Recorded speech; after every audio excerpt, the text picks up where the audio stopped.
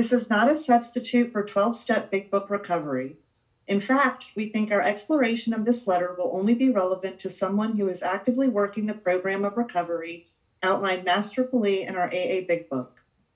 Everyone is encouraged to share what they are working on to mature and grow spiritually. Please enjoy the conversation and allow others to do so by maintaining an attitude of open-mindedness and tolerance. Our workshops will be recorded to allow other members of our fellowship to enjoy these conversations, so please be mindful of that when sharing. Our reading begins with the reading of Bill Wilson's 1958 essay, The Next Frontier, Emotional Sobriety. After the reading, we will have a lead share, and the meeting will be open for participation or questions. Tonight, Janet will be reading the essay. Recording in progress. Hi, my name is Janet, and I am an alcoholic. Emotional sobriety. I think that many oldsters will put our AA booze cure to severe but successful tests. Still find they often lack emotional sobriety. Perhaps they will be the spearhead for the next major development in AA, the development of much more real maturity and balance, which is to say humility, in our relations with ourselves, with our fellows, and with God. Those adolescent urges that so many of us have for top approval, perfect security, and perfect romance, urges quite appropriate to age 17, prove to be an impossible way of life when we are at age 47 and 57. Since AA began, I've taken immense wallops in all these areas because of my failure to grow up emotionally and spiritually. My God, how painful it is to keep demanding the impossible, and how very painful to discover finally that all along we've had the cart before the horse. Then comes the final agony of seeing how awfully wrong we've been, but still finding ourselves unable to get off the emotional merry-go-round. How to translate a right mental conviction into a right emotional result, and so into easy, happy, and good living.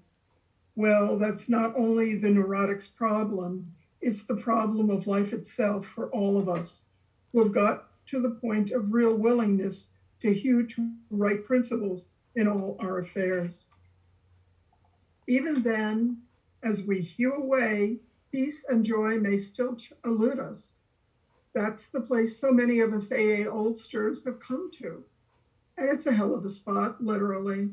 How shall our unconscious, from which so many of our fears, compulsions, and phony aspirations still stream, be brought into line with what we actually believe, know, and want? How to convince our dumb, raging, and hidden Mr. Hyde becomes our main task. I've recently come to believe this can be achieved. I believe so because I begin to see many benighted ones, folks like you and me, commencing to get results. Last autumn, depression, having no really rational cause at all, almost took me to the cleaners. I began to be scared that I was in for another long chronic spell. Considering the grief I've had with depressions, it wasn't a bright prospect. I kept asking myself, why can't the 12 steps work to release depression? By the hour, I stared at the St. Francis prayer. It's better to comfort than to be comforted. It was the formula, all right, but why didn't it work? Suddenly, I realized what the matter was. My basic flaw had always been dependence, almost absolute dependence on people or circumstances to supply me with prestige, security, and the like. Failing to get these things according to my perfectionist dreams and specifications, I had fought for them. And when defeat came, so did my depression. There wasn't a chance of making the outgoing love of St. Francis a workable and joyous way of life until these fatal and almost absolute dependencies were cut away. Because I had, over the years, undergone a little spiritual development, the absolute quality of these frightful dependencies had never before been so starkly revealed. Reinforced by what grace I could secure in prayer, I found I had to exert every ounce of will, and action to cut off these faulty emotional dependencies upon people, upon AA, indeed upon any act of circumstance whatsoever. Then only could I be free to love as St. Francis did. Emotional and instinctual satisfactions, I saw, were really the extra dividends of having love, offering love, and expressing love appropriate to each relation of life. Plainly, I could not avail myself to God's love until I was able to offer it back to Him by loving others as He would have me. And I couldn't possibly do that so long as I was victimized by false dependencies. For my dependence meant demand, a demand for the possession and control of the people and the conditions surrounding me. While those words, absolute dependence, may look like a gimmick, they were the ones that helped me to trigger my release into my present degree of stability and quietness of mind, qualities which I am now trying to consolidate by offering love to others, regardless of the return to me. This seems to be the primary healing circuit, an outgoing love of God's creation and His people, by means of which we avail ourselves of His love for us. It is most clear that the real current can't flow until our paralyzing dependencies are broken, and broken at depth. Only then can we possibly have a glimmer of what adult love really is. If we examine every disturbance we have, great or small, we will find at the root of it some unhealthy dependence and its consequent demand. Let us, with God's help, continually surrender these hobbling demands. Then we can be set free to live and love. We may then be able to gain emotional sobriety. Of course, I haven't offered you a really new idea, only a gimmick that has started to unhook several of my own hexes at depth. Nowadays, my brain no longer races compulsively in either elation, grandiosity, or depression. I have been given a quiet place in bright sunshine. But Wilson. Thank you so much, Janet. Janet was put on the spot. This is her first time here, and she was the first person in the room, and I asked if she had the essay, and she happened to have it like within reach. So, thank you, Janet. Wow. So tonight I am so excited to introduce our speaker, and I'm just so grateful that he was available and willing to do this for us. The first time I heard Don was in this meeting. I think it was last year, and very brand new in sobriety. And I have to say that one talk completely changed the course of my life. And I'll spare you all the details because I know you'd rather hear from him, as would I. But I am just so grateful that he is in our midst and he is here. And are you ready, Don?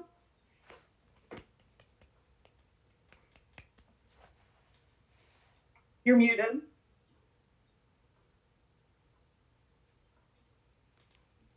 Here, I can unmute you. Here we go. There you go. My name is Don Coyas. I am a member of the Mohican Nation.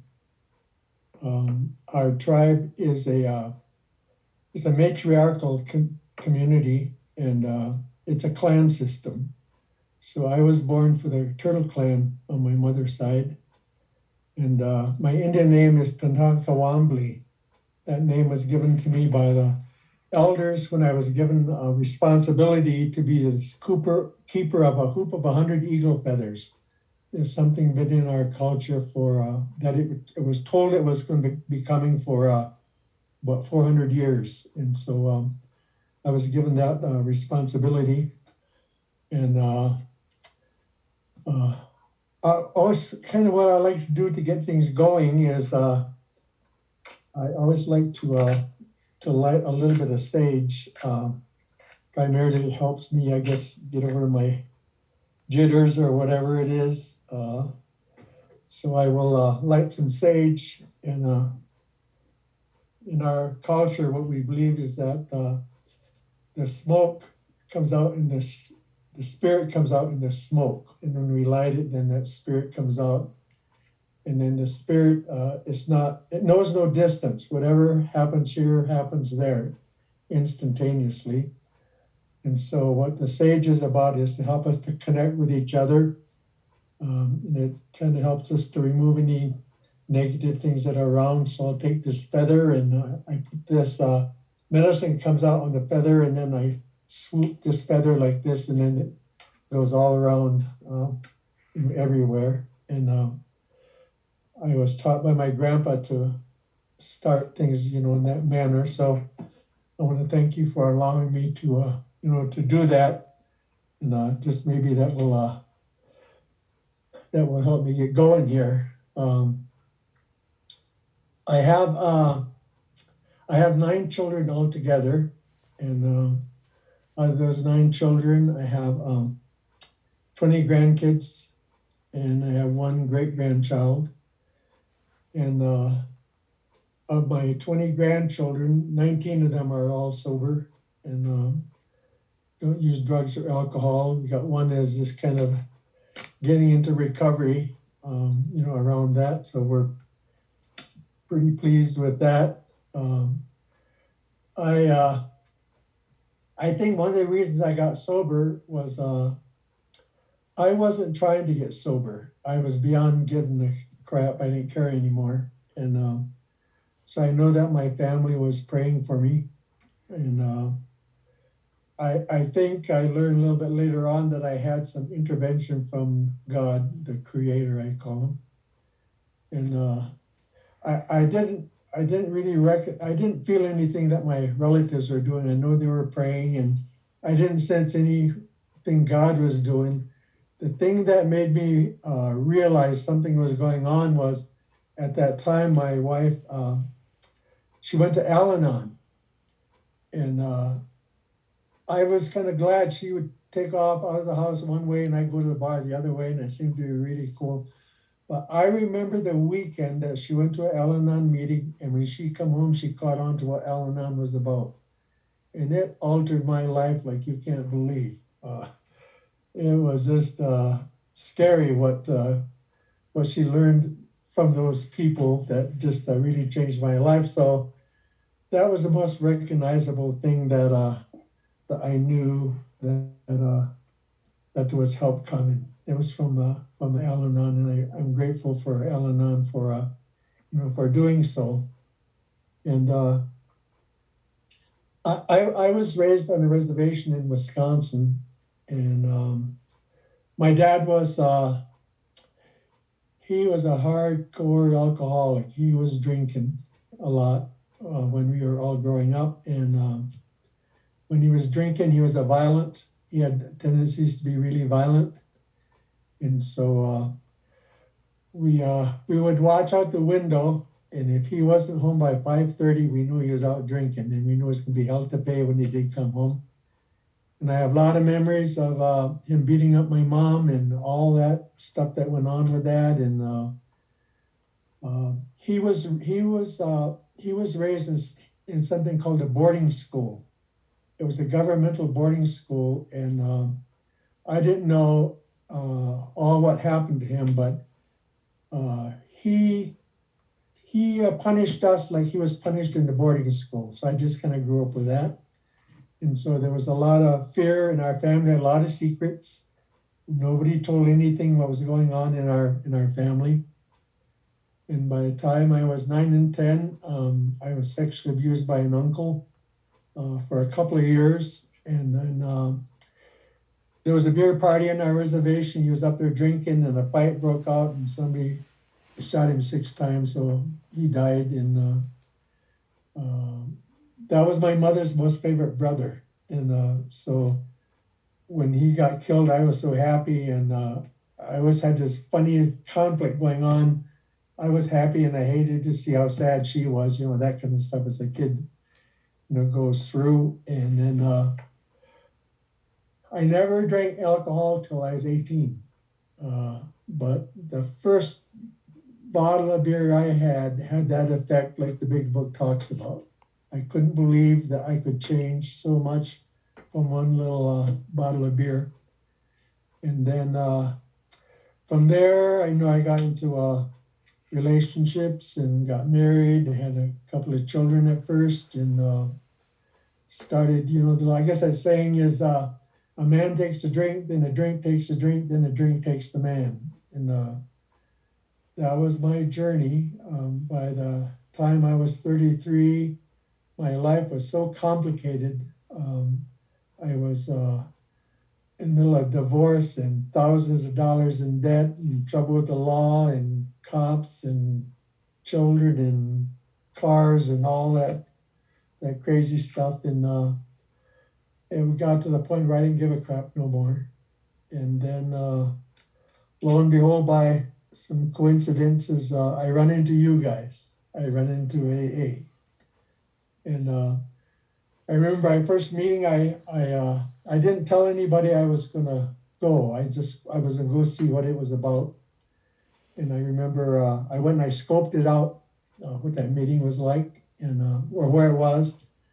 And it was a real wide street. It was in Colorado Springs, and all the cars parked diagonal. And there was one slot right in front of that AA door. So I drove around the block and I said, okay, if that slot's there, I said, I'm going to go in. So I drove around and that slot was empty. And people were coming to the meeting, but it seemed like they parked on the other side. So I said, I'm going to go around one more time. If that slot is still really empty, then I'm going to go in. And it was empty, so I went in. And I got up that steps, and I remember I looked in the door and to see what it was like in there. I'd never been to a meeting before, and I says, oh my God, there's all white people in there. I couldn't believe there's just all these old guys sitting in there, and I thought, this white people are going to teach me nothing. So I started to leave, and they had a greeter there, a big old guy. And it seemed like it was like he had one of these shepherd hooks or something like that. He hooked that thing around my neck, he slapped a cup of coffee in my hand and shoved me into that darn meeting. And I sat there at that table. And I remember I said, I'm not going to tell him nothing. I ain't going to say anything. I don't care what. And so the meeting went around there, and I remember there were some things irritated me. One was as these guys spoke, they were always telling on themselves. They were talking about their anger and self-pity and all this stuff. And where I come from, guys never told on yourself, because that was a sign of weakness, I guess. And then the other thing really irritated me was their laughter. Somebody would say something and they just had this belly laugh, knee slap, and it drove me crazy because there was nothing funny, and here these guys is laughing. But then there was a third thing that happened there that it took me about a year to figure it out, but there was a feeling in there. And I had no idea what the hell I got from these white guys, but there's this feeling in there. And later on, I was to find out that that's that feeling that you get when you come home for the first time. It's that feeling when you find your family, when you find that feeling where you belong. That's what that feeling was. But I didn't know about that right away. I only knew I wanted to come back and have that feeling again. And so I came back, and pretty soon I started to catch on to that. There was a book called A Big Book, and there was such a thing as a sponsor, and it was a good idea to have one of these sponsors to, get things going. And that was kind of familiar to me because in our tribe, the young ones, you always had to have an elder in your life, to kind of guide you and stuff. So that was kind of familiar to me. And so I ran into you guys, and I kept going back to these meetings, and I didn't know if I was going to stay in those meetings or not. But then the sponsor that I worked with, he started to lead me through the 12 steps of AA. And I had this secret agreement with myself when I started working in the steps. I said, I'm going to go through step 5. And if I don't personally can't tell something's changing, I ain't going to go no more. I'll do what they say for that length of time. And so when I did the work and I did, the prayer, turned my life over and wrote inventory, and I told everything in inventory, and I did fifth step it. A little trouble doing some of that, but when I was told to go home to review those proposals, and I was to then look at the fifth step promises. And so I went home and I did that, and I remember I was told, read the promises, and if you have met the condition, all promises in the big book, they say has a condition. You got to meet the condition, you get the promise. And it was withholding nothing, then you get the spiritual cookie, I guess. And so when I went through the line by line and I read that thing, and for the first time that I can ever remember in my life, I held my head high. I wasn't walking around with guilt and shame, and something, went on in there. And I went on like it wasn't like no lights or nothing, but I was just sitting out in this chair and kind of letting things happen. And at that time, I had tried so many times to quit drinking. Hundreds of games and tryings and promises and broken, and no matter what I did, I was not able to quit, except I wasn't drinking. And so when I got done with that afternoon, I made a vow to myself. I said, what I'm going to do is I'll make these 12 steps my way of life. I ain't going to do nothing else. If somebody gives me something fancy to do, if I can't reconcile it in these 12 steps, I ain't doing it. Because I finally found something I wasn't drinking. I didn't want to add nothing to what I had there because that thing was working. So anyway, I went through that, and my first sponsor, Frank McKibben, his name was, he was a big book thumping guy. Boy, there was a big book, and he got mad at AA one time, and he took his group underground in his basement for 7 years. They went through the book, and he wouldn't let nobody else come in there except that group that he chose to go through that work. And you know how they say when the hand of AA reaches out, you're supposed to. He didn't invite nobody. He says, "My damn house. I can invite here who I want." And that group went underground for 7 years, and the local AA people, we always give nicknames to everything. Anyway, they called them the God Squad. And that was kind of the joke. Everybody knew, who the God Squad was. Then they surfaced and they started sponsoring people. And that was my first experience going through the work, was through somebody who had been underground like that for 7 years, with the God Squad. So he took me through the work. And then next I run into a guy named Don Pritz.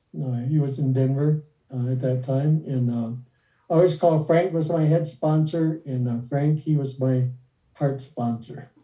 That's how they both were big book guys, but they just saw the things a little bit different.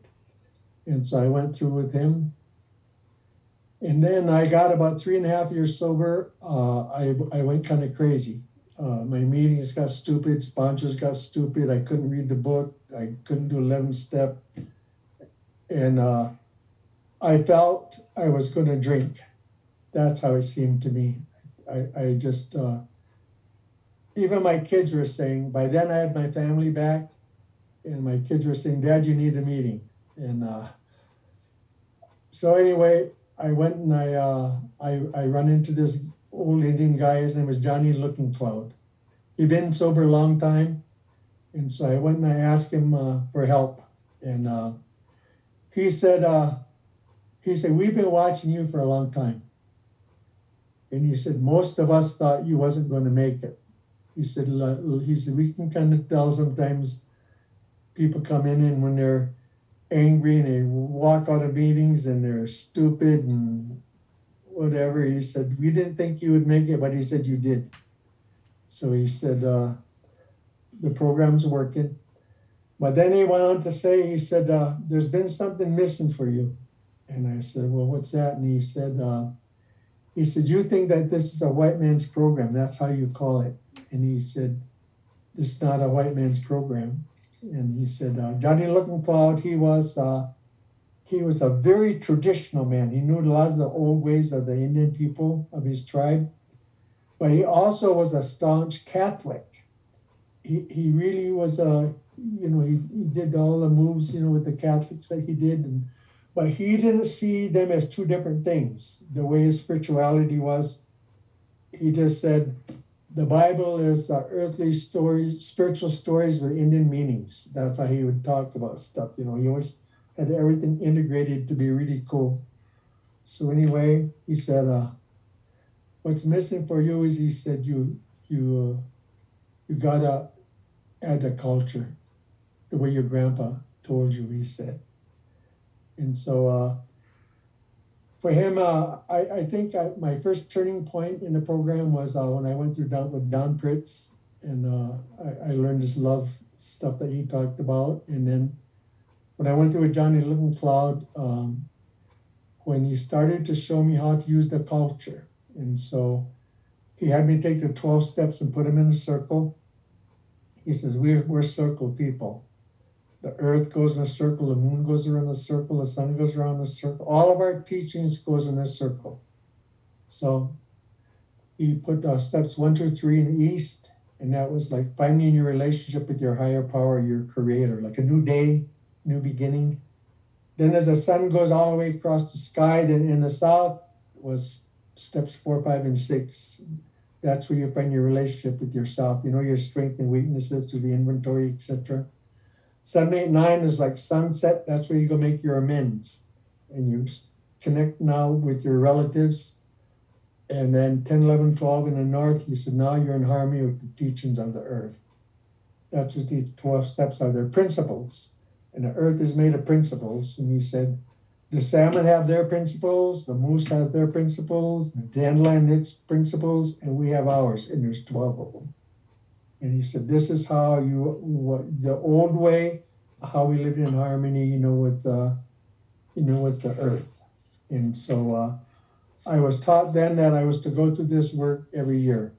And so I'm 43 years sober. I've been through the work 39 times. I didn't go through every year, but I've gone through 39 times through the work. And what I was taught very young was they said when you first go through the work, it's like you make this little circle of yellow clarity. You walk around in there and you think you know everything, and then you go through the work, and then that circle gets a little bit bigger, and now you're more responsible and you do other things, and you go through the work again, that circle gets bigger, then pretty soon you're sponsoring people, and all that kind of stuff.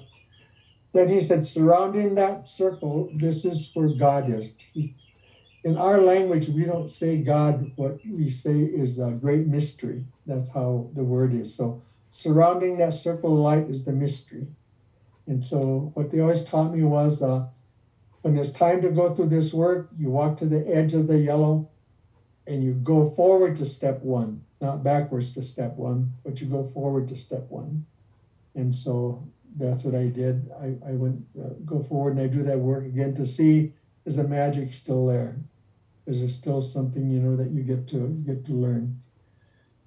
Then I guess it was, you talked about a year or so ago, I was asked to be in this emotional sobriety thing, and I wasn't really familiar with it. I tried to find out from Kurt, what was going on, and he helped me a lot. And so anyway, I listed a couple of the meetings, and to hear what was going on, and I didn't understand everything what they read with Bill Wilson. I didn't know he wrote that article, and then as this started to sink in, this thing around emotional sobriety, I started to there are things that triggered, I guess, and one of them was I was just kind of reflecting on longer term sobriety.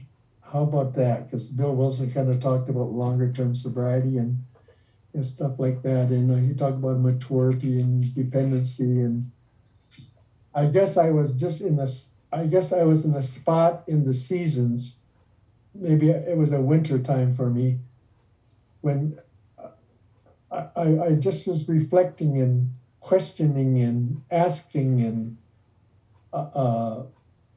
trying to let stuff flow in, because I had no idea for sure what does emotional sobriety mean, even though I'd attended some of those meetings and listened to Bill Wilson's type of thing. And so I went to see the elders, and I know some native elders have been sober a long time, and they know the culture, and they know, the other things. And what we have to do is we make like it's called a tobacco tie. You take a little red cloth, and then you put tobacco in it, and then you tie it into like a little bundle. And so the protocol is you take this tobacco tie, you give it to an elder. Then if they take it, then it means they're going to work with you. They'll answer your question or whatever. So I made this tobacco tie, and I started talking to these elders. And I was saying, I said, did you ever hear of emotional sobriety? And they said, yeah, we know, about emotional sobriety, what that is and everything. And then I would go to another one, and more discussions took place. And then by then I had learned about putting the steps in a circle, and I learned about we travel in seasons and cycles, and all this stuff that. And I was always careful about, is this gonna match the 12 steps? So if somebody says, oh, I run into this new thing, is 7 habits of this. If I can't reconcile it in the steps, I don't do it, And so that's just my way, my vow that I agreed that I would do. And so one of them told me, he said, if you want to find emotional sobriety, he said, let me tell you how we raised a baby. How did our people grow a long time ago? Because we grew into warriors, and we grew into all kinds of things. It's not that we didn't have problems; we had problems, but they're talking about they learned somehow from nature on how they were supposed to grow, and so I listened to them, and what they talked about was they says, first of all, you need to know how the human being grows. We grow in 4 directions: emotional, mental, physical, spiritual. So you can go in the big book, that's all in there: emotional, mental, physical, spiritual. So I knew, this was probably okay. And then what I learned was this thing with the emotional, mental, physical, spiritual. What that really equates to is a thought or a belief. A belief has 4 parts. A thought has 4 parts. One part of a thought will always be an emotion with it: happy, sad, glad, angry, upset, whatever. But there's always an emotion with it. Then that emotion will be connected to a mental picture. So you got like a movie camera going on inside of your head. You got this picture. Then that is triggered by a language or words. So you have a language that describes the mental picture, that describes the emotion. Then behind that, there's a spiritual meaning, a spiritual intent. So you say the words, and you have the mental picture, and you have this emotion. The spirit tells you whether you mean it or not. So I can say I love you, and then I can mean that. But if I say I love you at closing time in a bar, the odds are not very good I mean it. I got some other kind of motive going on inside of my head, something like that. So there's always this spirit behind whether you mean it or whether you don't. Then the other thing to understand, I think, emotional is some of us are born with brown eyes, some are blonde hair, different hairs. Well, when we learn to think, we're not all the same. Some people, the way they turn out, they're emotions people. Now they have they have the words, the pictures, the feelings, and all that. But you can tell that they're feelings people, because when you talk to them, they'll always say, "But that doesn't feel right to me." "Oh yeah, that feels really good to me." So they always talk about about how stuff feels like this, but they have a mental picture, they have the words, and they have the spirit and intent. But not everybody is that way. So there's some people, they're more the mental people, they're the visionaries. So they don't feel like a feelings person does. What they do is they see it. So you can tell they're vision people, mental people, because you talk to them and they'll always say, "I see what you're saying." So they always talk about how they see, what you're saying. Then you have the third person is with the ear. So that's the words person. They don't necessarily visualize, they don't feel, but they say, "I'm just very excited about this project that you mentioned, and I'm in full support." They don't like get no big excitement going. That's the way that they are. And so, can you imagine like you get two alcoholic people together? One's a feelings person, one's a vision person, and they're trying to solve a problem. One is saying, "Talk, talk, talk. You see what I'm saying?" The other one says, "Well, that don't feel right to me." And it's got nothing to do with feelings. I mean, can't you see it? So when we take a look at emotional sobriety, all three of those can have emotional sobriety. It isn't just, that word doesn't just mean to me the feelings part. It's just a name of how it talks. People who think different, do they have this sobriety? Then the thing about this emotional, mental, physical, spiritual, the way the elders said is the four of those, they're all interconnected. So if your emotions, say, gets high and you get angry, then what happens? Your body will tense up, and then your words are like anger words. So whatever happens to one happens to the other. They're interacting, you see, all the time with each other. And what the elders said is um, part of emotional sobriety is that you learn to balance all four of those directions. You learn after a while. I used to solve all my problems with negative emotions: anger, self-pity, depression, and that's how getting even. That was my way of life. Had the emotions, but they're all the negative ones. Then I come to you guys and you show me there's another way how to solve those with more positive emotions. You're talking about acceptance and forgiveness and all these other crazy things, that I never thought had anything to do with solving problems. But then when you showed me how you did that, then all of a sudden I started trying it and my life changed. I wasn't around getting resentments and all that other stuff, like I was before. So then what I what I decided to do under guidance was what they said was the cycle of life: baby, youth, adult, and elder. When we're a baby, we start to grow. We grow in a 4-year cycle: spring, summer, fall, winter, and then you're 4 years old. Spring, summer, fall, winter, then you're 8. Spring, summer, fall, winter, then you're 12. So we grow in a 4-year cycle, and in those time frames, there's certain things that you need to learn. There's certain things that you need to experience. The salmon, it's got everything it's supposed to do right in its head. It doesn't need to go to a salmon school or be taught by Mama Salmon. It knows. Swim out to the ocean, you hang out 4 years, got to swim back to the river where you was born. You can't go to any river. Then you got to swim up that river and lay your eggs. Every salmon knows it's supposed to do that. So all the flowers, everything is like that. But we human beings, we're different. We don't have all that knowledge of what we're supposed to do. We have to be taught. And so this is the cycle of life. So when I look at how I was raised, we weren't raised by the cycle of life. We were raised by trying to stay the hell out of my dad's way. And all that other crazy stuff that went with it. So I wanted to go through very quickly what these 8 feelings are in the cycle of life.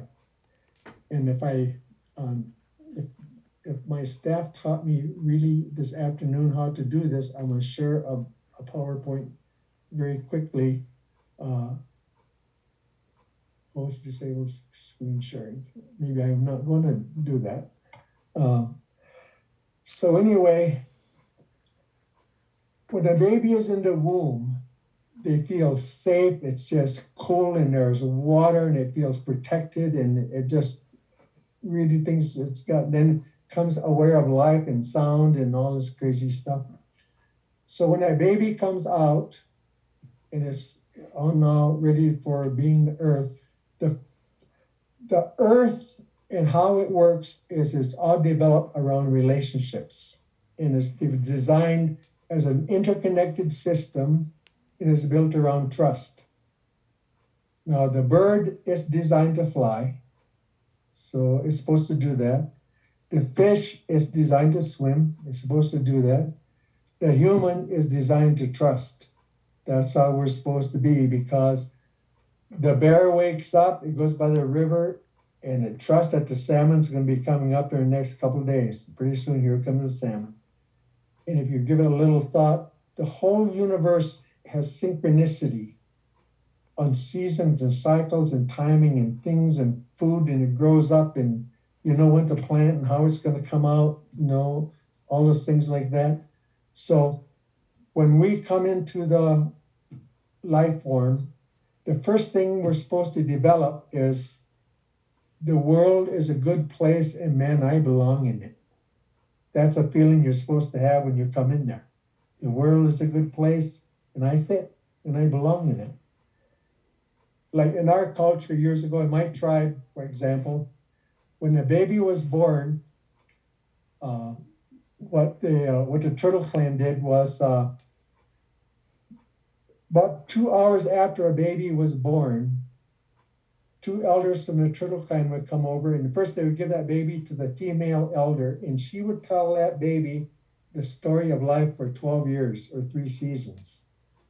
Everything's supposed to know, and would just like explain it. And here this baby's a couple hours old.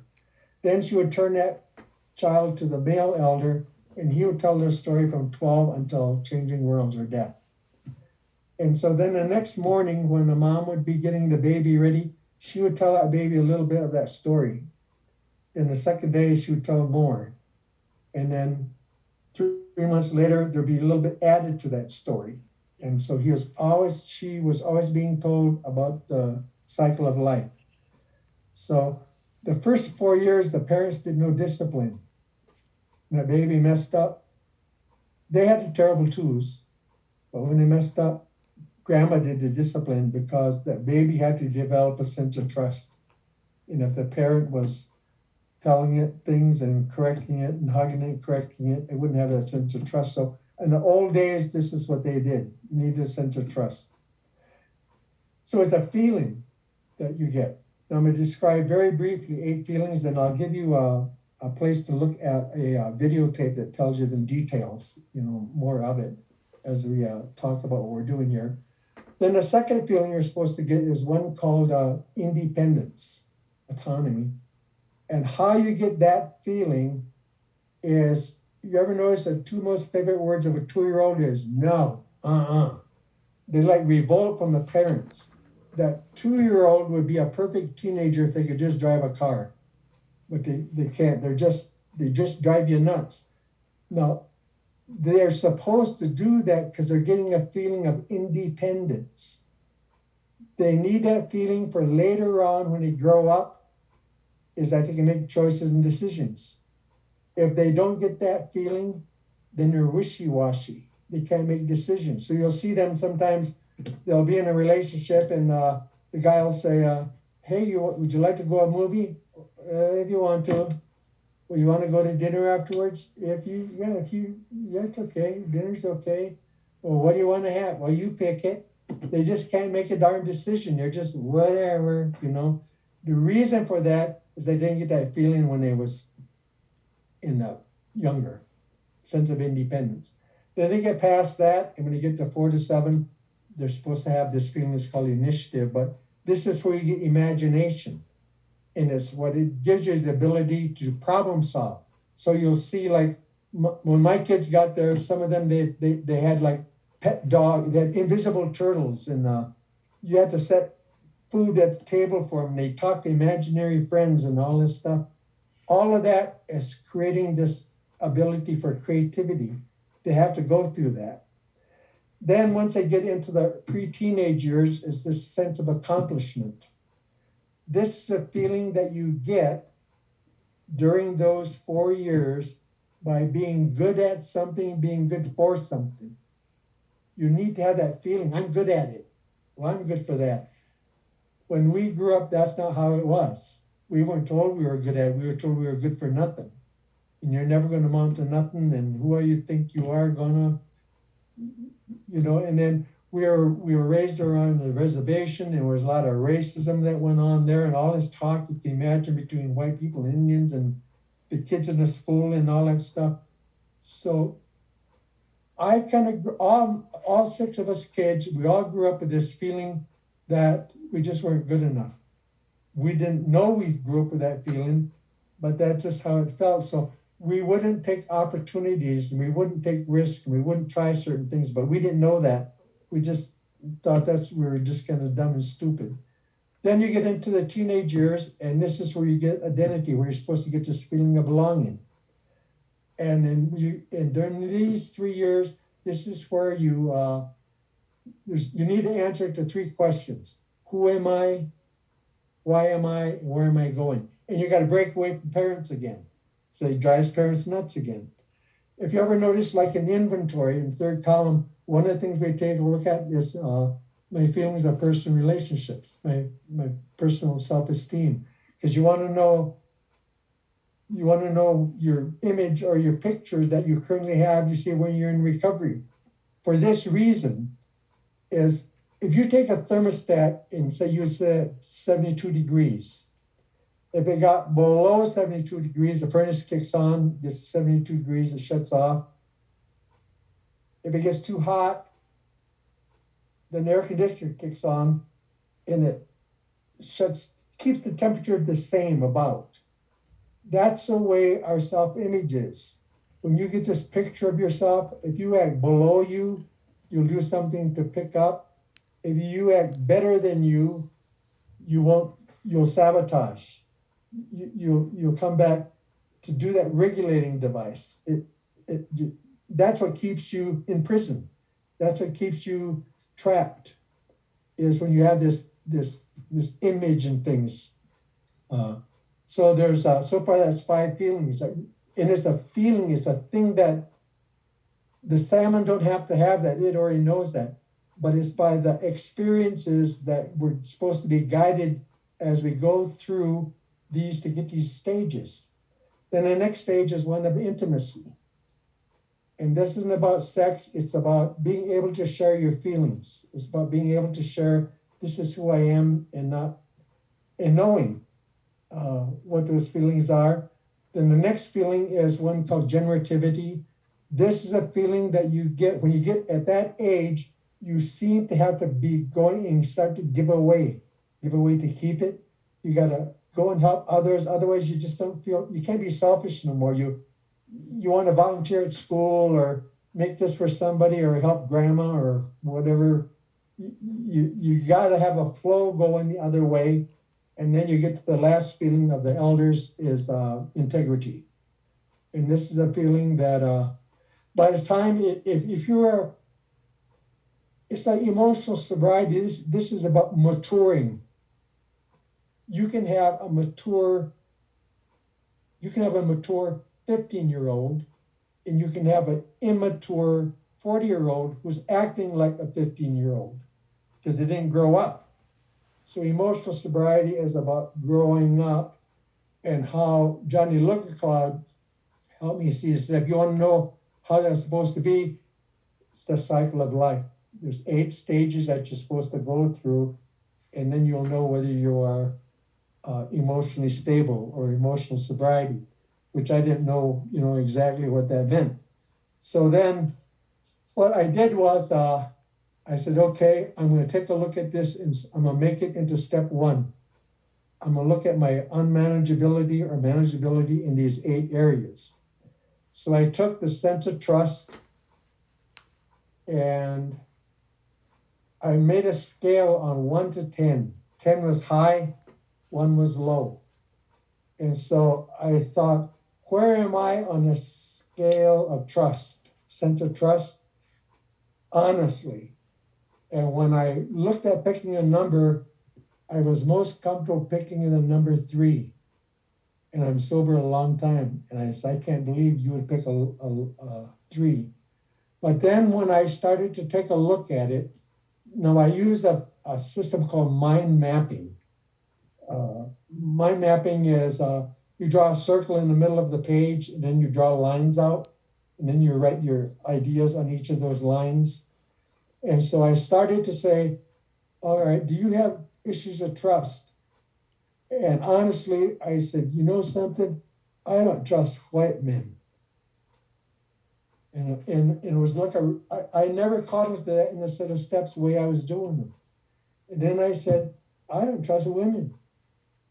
Some I do, but a lot of them I don't. I don't trust the government. I wasn't working those. I don't trust myself when I take a look at, that kind of stuff. So I started to take a look at these issues that I had of mistrust, and I was only a 3. So then I went and I took a look at this feeling of making choices and decisions. How solid was I? Did I feel this freedom to make choice and decisions? There was a time when I wasn't, but I'm more comfortable with it now because you taught me how to make choice and decisions, step 10 and 11. If I'm in indecision, I pray and ask God for the right thought or action. And, so that one was different. Then I take a look at problem solving. Then I take a look at feelings of accomplishment. How am I today? Do I feel good? Am I good at being good at something? Or do I hide stuff? Do I pretend I am good at it, but I don't say it out loud?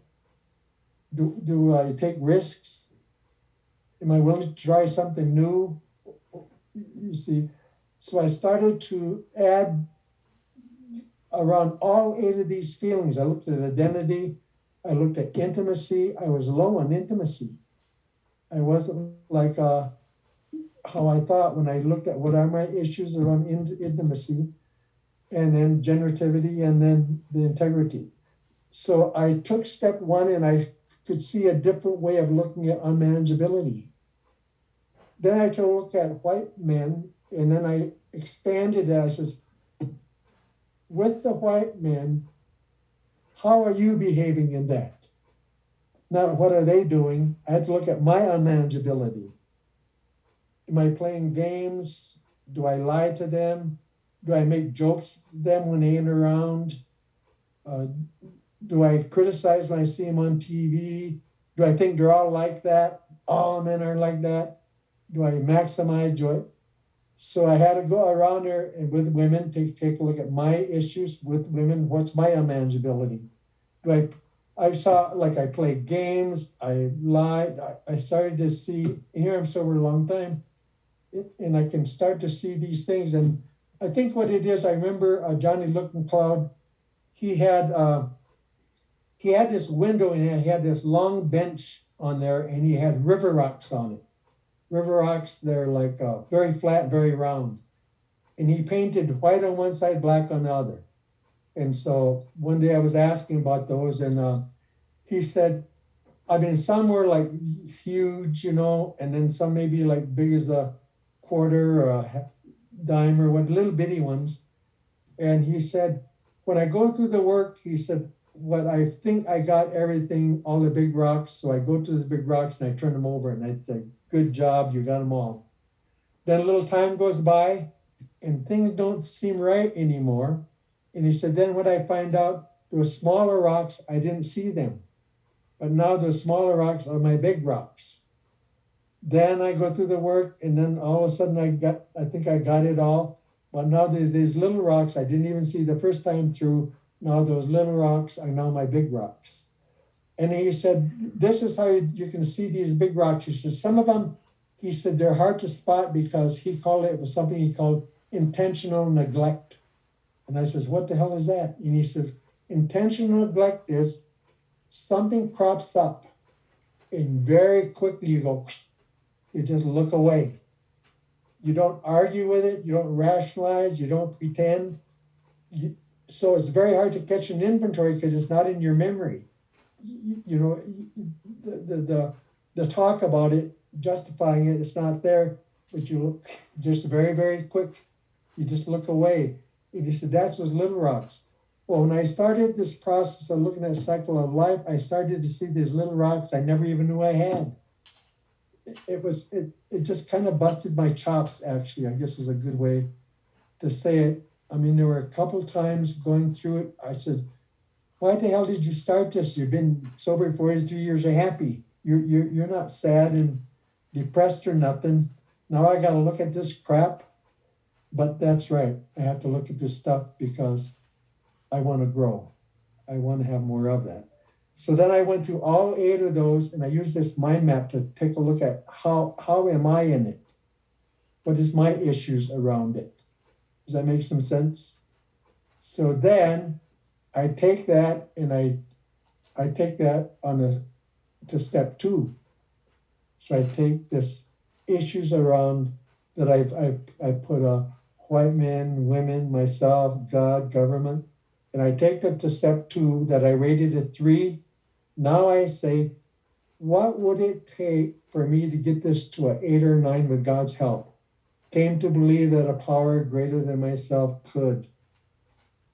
What would need to happen for me to trust white people? What would need to happen for me to trust women, to trust the government, to trust myself?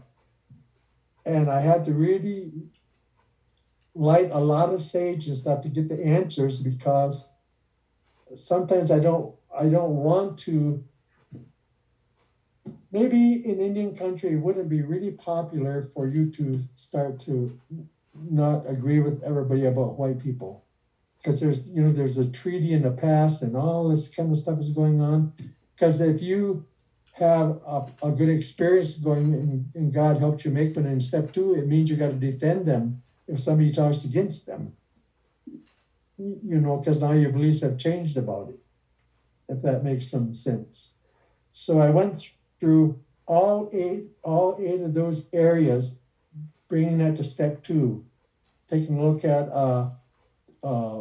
accomplishment, and then looking at step 2, came to believe greater myself could.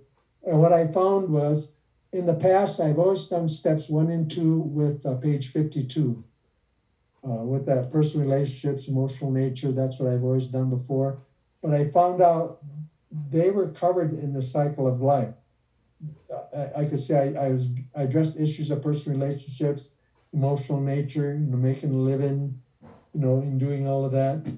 And so I finished going through that. It was like a beautiful pain in the rear.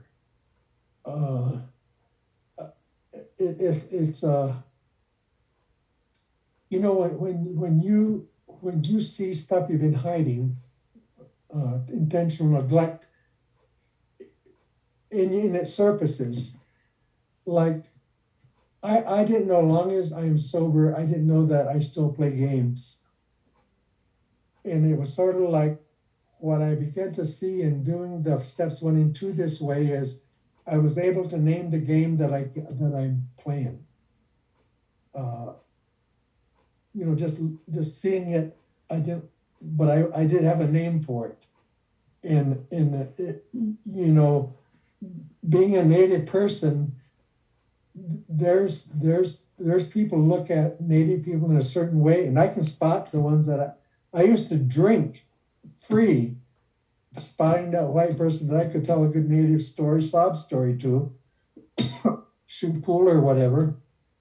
I could spot them right away, And it's like games that we play, as I think men do. I think probably women do. I think races do. I think old people do. Young people do. So doing this cycle of life this way has just been very, very revealing to me. And so I'm just coming right now. I'm taking this work now through step 6 and 7. And what I'm finding out there is I used to think that character defects worked alone, but I found out character defects work in teams. None of them go solo. You get a little bit irritated, and then it seems like irritation gets going, and it goes into this room and says, "Hey, anger, come on out. I think I got him going." So anger comes out with the toothpick and says, "Hey, what's up?" And he says, "Well, look at this, Oh, yeah. Hey, I think self-pity would want a chunk of this." So they go in there and, "Hey, self-pity, come on out. I think we got him going." And then they get self-righteous, and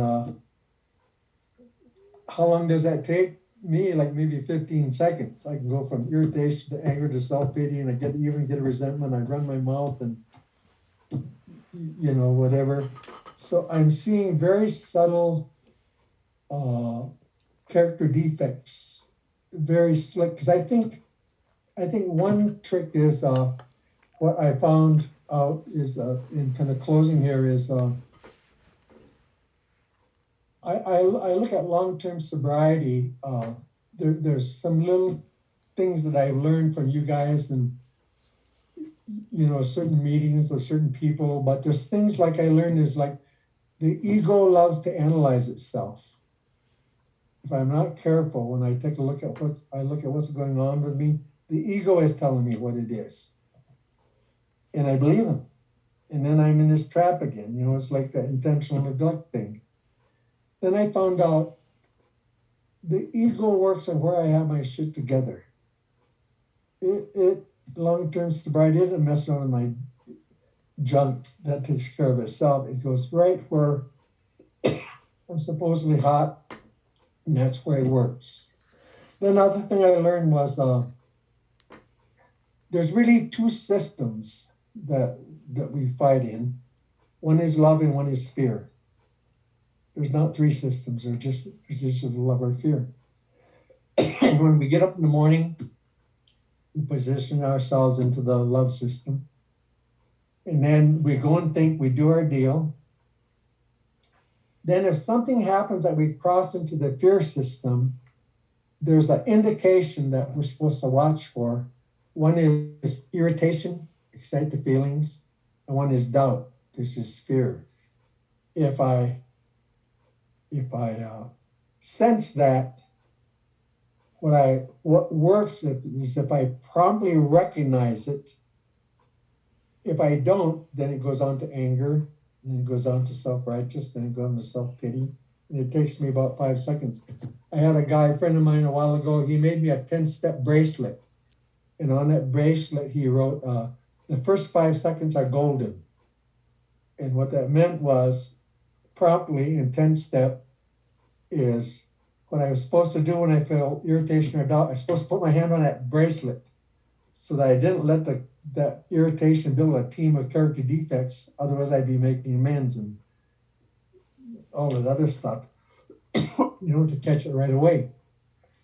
Then what they showed me was over in the fear system is this round disc, and the name of that disc is called pause. So if I'm in the fear and I catch it, then I'm to step on this pause, this disc. And when I'm on there, it's different than fear. I'm in what did they say when we play kids game? There was a place that was safety. You touched it, nobody could touch you. That's where this disc is. You pause, then you ask for the right thought or action. Then that disc just floats on back through the fear system over to the love system and get you back to, where you're supposed to be. And so I found this. I'm not through it all. I don't know how amends is going to come out. In all of this, I'm doing this thing with these subtle character defects. In 6 and 7, looking at the cycle of life piece. it's not an ending thing. The cycle of life is, it doesn't matter if you're red, yellow, black, or white, you're gonna have a cycle of life, and there's this order. Uh, what if you're, how do you have emotional sobriety if you're gay? How about that one? Well, the cycle of life also applies, I think, also doesn't matter. It's a human being. So you take a look at what is your sense of trust, and then how are your choice and decisions, and how's your accomplishment, you know? So it seems that this is a human thing, and to me, I've been satisfied going through it that I have not left the process of the steps. I'm looking at unmanageability. I'm looking at powerlessness, and I'm just doing it. I think we all we search for things. I was fortunate enough to run into a person who suggested, that I look at steps 1 and 2 through the cycle of life.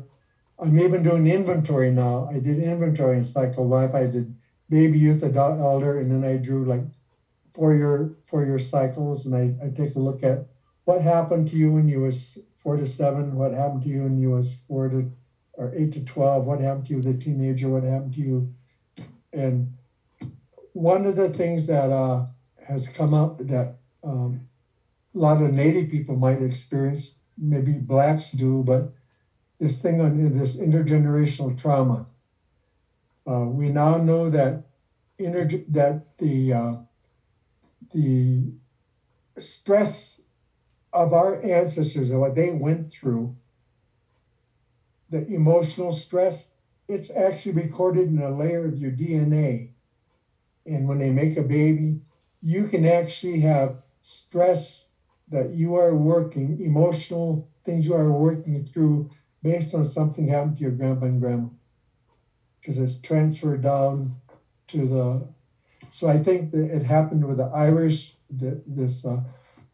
I found this time through probably one of the more revealing things when I got to the inventory doing it this way, is I found out the damage of early childhood trauma, things that happened to me when I was very, very young, and things that I saw.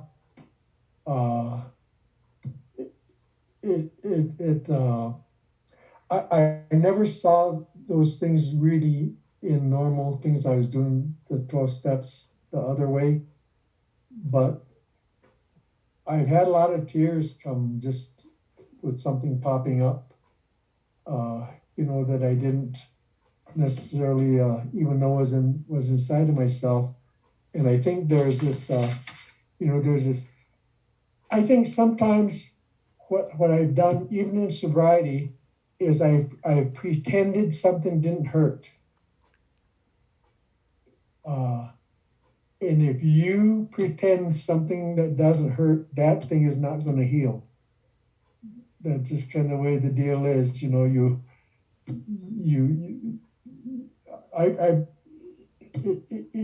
We're supposed to be strong women and strong men and all this other stuff, whatever that is.